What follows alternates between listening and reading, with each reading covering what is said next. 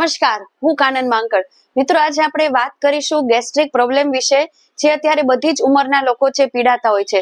વારંવાર પેટ ફૂલી જાય છે, એસિડિટી થઈ જાય છે, ઓટકાર આવે છે, પેટમાં દુખાવો થાય છે.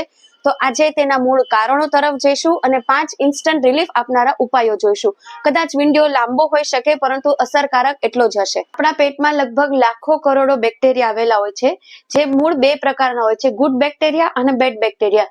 ગુડ બેક્ટેરિયા જે ખોરાક પચાવે છે, એસિડ બેલેન્સ રાખે છે, ઇમ્યુન સિસ્ટમને મજબૂત રાખે છે.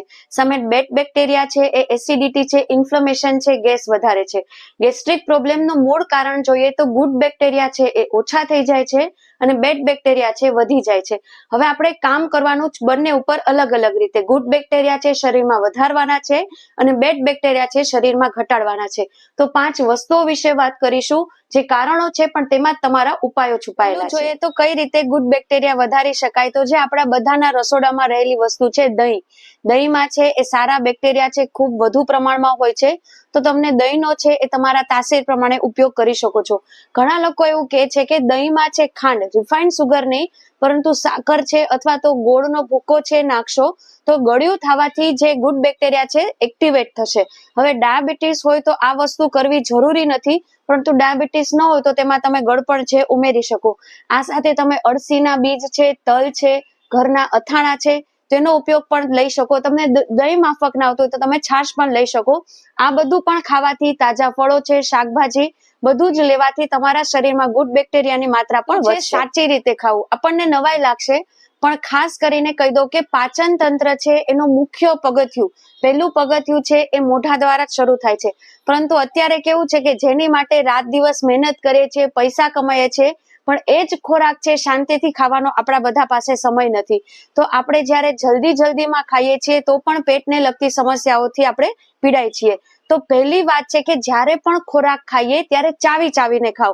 જ્યારે દાંત છે એકદમ દાંતનો ઉપયોગ કરી ચાવવાનો, અને આખો ખોરાક છે લાળમાં ભળી જાય એ રીતે આગળ ઉપર જશે.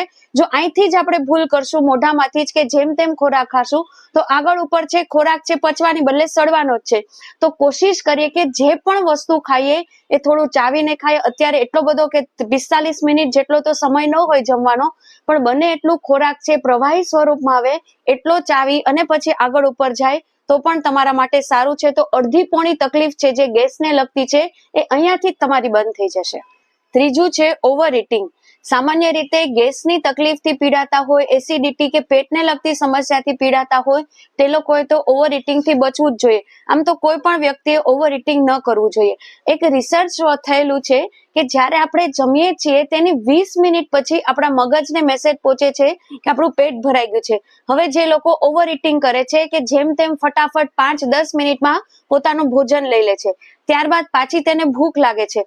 હવે જ્યારે ઓરિજિનલ ટાઈમે ત્યારે જેને સમય પહોંચે છે ત્યારે તો એનું મોડું થઈ ગયું હોય છે, ઘણું બધું ખવાઈ ગયું હોય છે. એવા લોકો જોયા છે કે પોતે પૂરતા સરસ ચાલી પણ નથી શકતા, જમીને બેસી પણ નથી શકતા, એકદમ અનઇઝીનેસ ફીલ થાય છે. તો ઓવર ઇટિંગ છે એ ગેસ્ટ્રિક પ્રોબ્લેમનું એક મુખ્ય કારણ બની શકે છે. તો ઓવર ઇટિંગ થી કઈ રીતે બચવું, તો તમે તમારા ભોજન છે તો તમે 2 વાર કરો છો એને 3 વાર અથવા તો 6 વારમાં ડિવાઈડ કરી દો. જ્યારે આપણે વધારે ભૂખ લાગી હોય છે ત્યારે આપણને ખબર નથી હોતી ને સ્વાભાવિક રીતે વધુ જમાઈ જાય છે, પરંતુ એવો મોકો જ ના આપીએ. એની બદલે તમે 4 વાર ભોજન કરો, 6 વાર ભોજન કરો, અને દરેક વખતે જ્યારે હલકી ભૂખ લાગે ત્યારે તમે સવારના નાસ્તા અને ભોજન વચ્ચે ફ્રૂટ લઈ શકો છો, મખાના ખાઈ શકો છો, દાળિયા લઈ શકો છો, વચ્ચેના ભાગમાં સલાડ લઈ શકો છો. તો આવી નાની મોટી વસ્તુ ખાઈ અને તમે ઓવર ઇટિંગ થી પણ બચી શકશો અને પેટને લગતી નાની મોટી સમસ્યામાંથી પણ તમે પાર પડી શકશો. કોઈ બહુ મહાબીમારી નથી, પરંતુ તમે ખાનપાન છે, જીવનશૈલીમાં બદલાવ કરશો તો 100% તમને રિઝલ્ટ મળશે. એમાંનું જ છે ખાનપાન. કેટલીક એવી વસ્તુઓનું સેવન કરવાથી પણ ગેસનો પ્રોબ્લેમ છે વધી જાય છે. લગભગ જોઈએ તો બધી દાળ, કઠોળ. હવે દાળ કઠોળ છે આપણે પ્રોટીનના વિડીયોમાં જોયું છે કે આપણા શરીર માટે ગુણકારી છે, તો આપણે એને કાયમી બંધ તો ન કરી શકીએ. પણ જે લોકોને ગેસને લગતી તકલીફ છે તે લોકોએ ખાસ 2 વસ્તુનું ધ્યાન રાખવાનું કે ચણાની દાળ છે, તુવેરની દાળ છે, કે કોઈ પણ દાળનું સેવન કરો તો તમારે બને તો રાતના ભાગમાં છે તેનું સેવન નહીં કરવાનું. બની શકે ઇમરજન્સી હોય ને તમારે સેવન કરવું પડે તો તેને ઓછામાં ઓછું 5 થી 6 કલાક છે પલાળવાનું. એવી જ રીતે કઠોળની વાત કરીએ તો રાજમા છે, ચણા છે, આપણે છોલે ખાઈએ છીએ, તો બને તો રાત્રે છે તેનું સેવન છે નહીં કરીએ તો પણ આપણો અડધો મોટો પ્રોબ્લેમ છે દૂર થઈ જશે. બીજું છે કાર્બોનેટ પીણા, જે અત્યારે કોક છે, પેપ્સી છે, ઘણા લોકોને તો પીઝા, પાસ્તા, સેન્ડવિચ છે એની સાથે જોઈએ જ, અને એ પીએ તો જ છે પેલો કોળિયો છે ગળે ઉતરે છે. તો આ વસ્તુ ખોટી છે, અને જે લોકોને આ ટેવ હશે એને 100% છે ગેસ, એસિડિટી, કબજિયાતની તકલીફ હશે જ. તો બને તો આવા પીણાથી દૂર રહીએ. પીવું પડે એમ હોય તો પણ તમે તેની સાથે છાશ લઈ શકો, લીંબુ શરબત લઈ શકો. ઘણા લોકોને ચ્વિંગમ ચાવવાની ટેવ હોય તે લોકોને પણ ગેસ્ટ્રિક સમસ્યા છે વધી જાય છે. તો ખાસ કરીને આ ટેવ હોય અને ગેસ રહેતો હોય તો તમારું કારણ આ પણ બની શકે છે. ઘણા લોકોને દૂધ છે, દૂધની બનાવટો છે એ સસ્તી નથી, દૂધ પીવે છે તો પાચન નથી થતું બરાબર, ગેસ થઈ જાય છે, અનાજ નથી સતું, રોટલી ખાવાથી પણ ઝાડા થઈ જાય છે.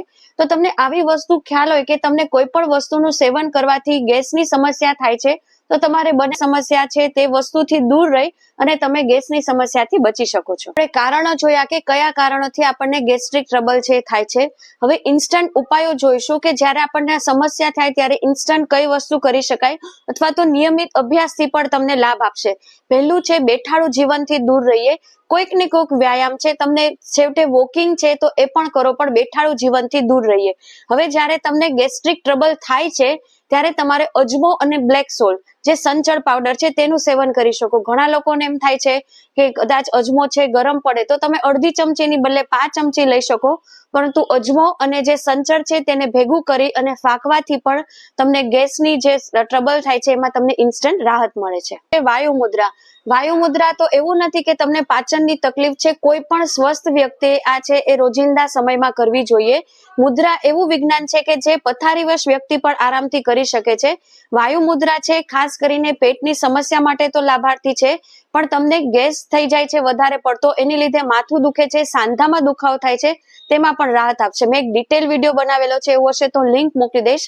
અહીંયા પણ હું તમને બતાવી દઉં. બંને હાથમાં કરવાની છે. જો આ રીતે સીધી છે એમાં પહેલી આંગળી જશે અંગૂઠાના મૂળમાં. આ જે વાયુ તત્વ છે એ આપણું અંગૂઠાના મૂળમાં જઈને ઘટશે. હવે ક્યારે કરી શકો? તમારે જમીને છે એ તરત કરી શકો, કોઈ પણ તમે મીલ લીધું ત્યારે પણ તમે કરી શકો, તમે ચાલવા જાઓ છો, યોગ પ્રાણાયામ કરો છો ત્યારે પણ તમે કરી શકો, ગમે તે સમય કરો. તમને પાચનની તકલીફ છે તો આખા દિવસમાં તમારે 45 મિનિટ કરો તો તમને ચોક્કસથી રાહત મળશે. વજ્રાસન, જે આ એકમાત્ર આસન છે કે જે તમે જમ્યા પછી ઇમિડિયેટ કરી શકો છો. તમે નીચે ન બેસી શકતા હો તો સોફામાં, પલંગમાં પણ કરી શકો છો, પરંતુ બંને સમયે ભોજન પછી તમારે આ આસન છે, તમારા બાળકોને છે, ઘરમાં વડીલો કોઈ પણને તમે કહી શકો. માત્ર તમારે 1 મિનિટથી શરૂઆત કરી ધીરે ધીરે 5 મિનિટ છે, 10 મિનિટ બેસવાનું છે. ઘણા લોકોને જમ્યા પછી છે એક જગ્યાએથી ગેસ બહાર ન નીકળે, પેટ ભરેલું લાગે, બ્લોટિંગ થઈ જાય.